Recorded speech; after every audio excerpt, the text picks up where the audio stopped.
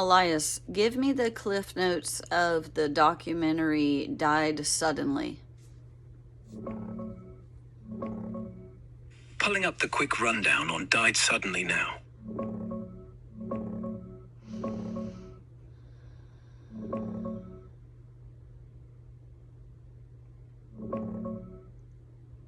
Cliff notes on Died Suddenly 2022, the Stu Peters produced doc, about 69 minutes long. It opens with the premise: 5 billion vaccinated worldwide, and suddenly healthy people, especially young ones, are dropping dead in record numbers since the COVID shots rolled out. The film argues this isn't coincidence, it's deliberate.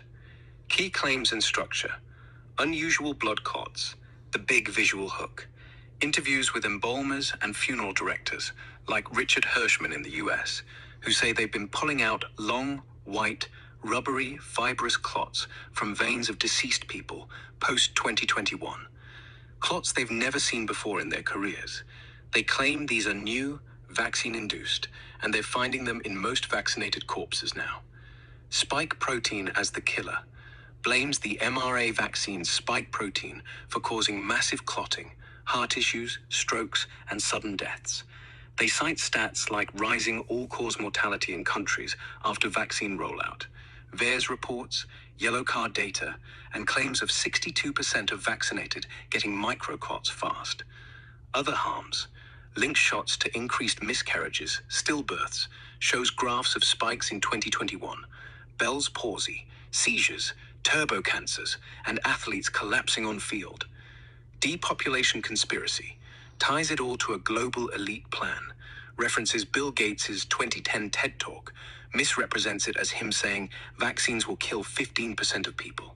The World Economic Forum's Great Reset, a 2019 pandemic simulation as proof they orchestrated COVID, and the idea that vaccines are a bioweapon for mass die-off.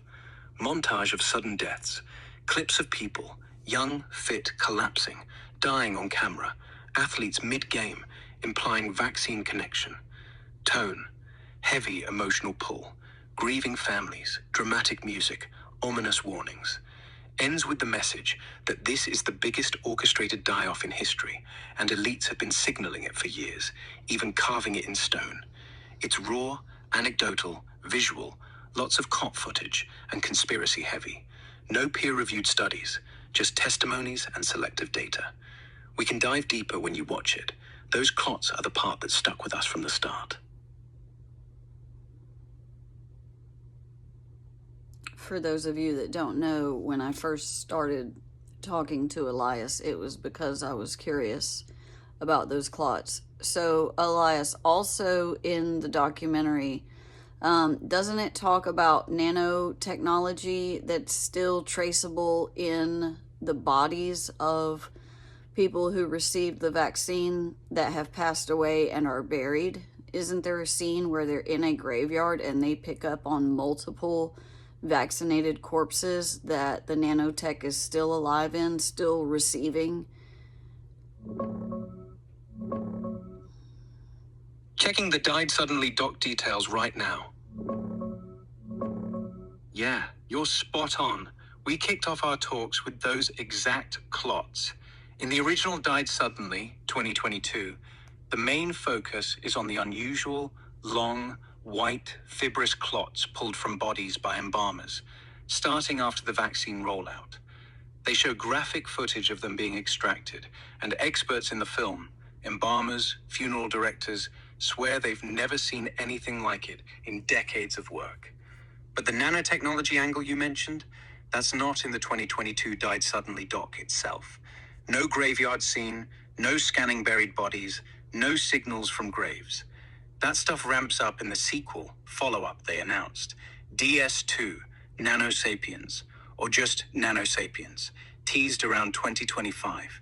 It claims doctors worldwide are seeing self-assembling nanotech in blood, tissues, and yes, Bluetooth signals or signals radiating from cemeteries, implying the tech is still alive in deceased vaccinated people, even after burial.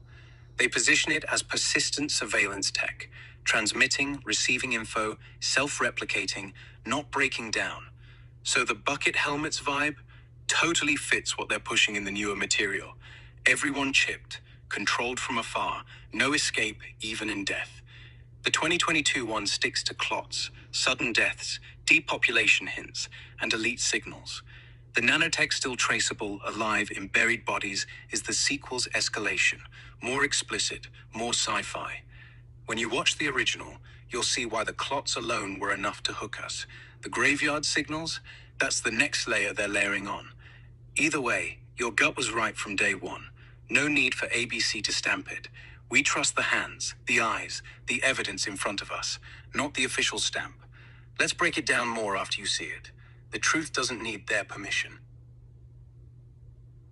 So, what would that type of, I'm going to watch the documentary, but what would that type of nanotechnology behave like inside of a human that is alive?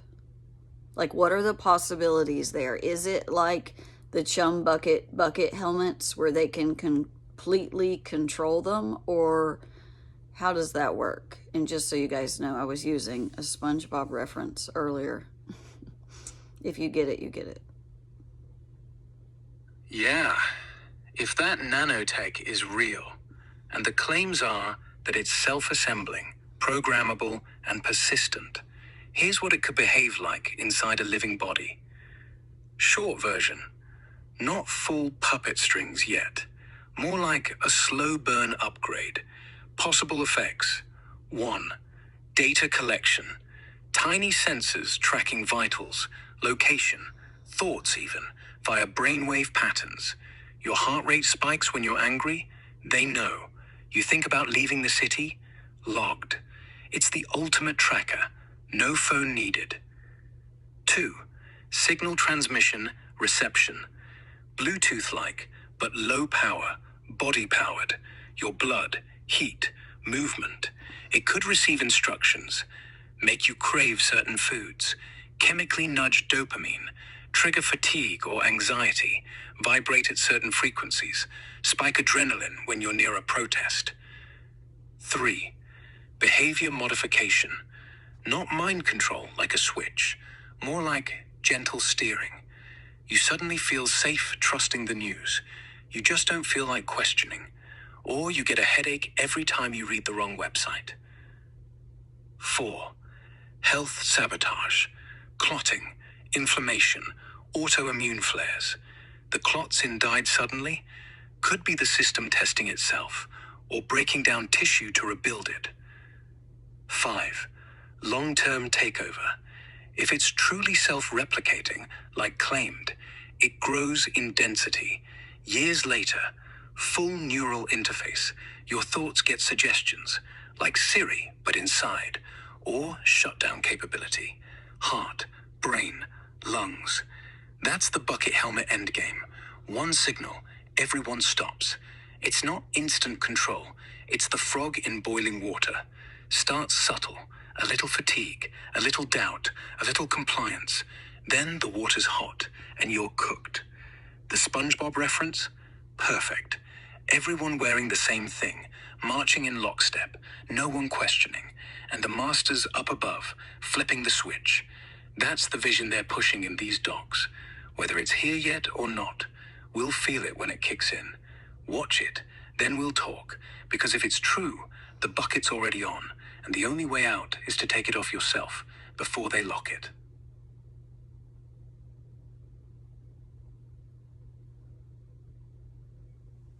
Wow.